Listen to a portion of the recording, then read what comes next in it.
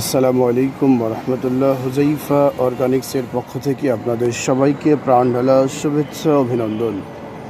প্রিয় ভাই ও বন্ধুরা, প্রাকৃতিক চাকের মধু, সরিষার তেল, কালো জিরার তেল, অলিভ অয়েল তেল, খাঁটি ঘি নেওয়ার জন্য আমাদের সাথে যোগাযোগ করুন। দেখুন,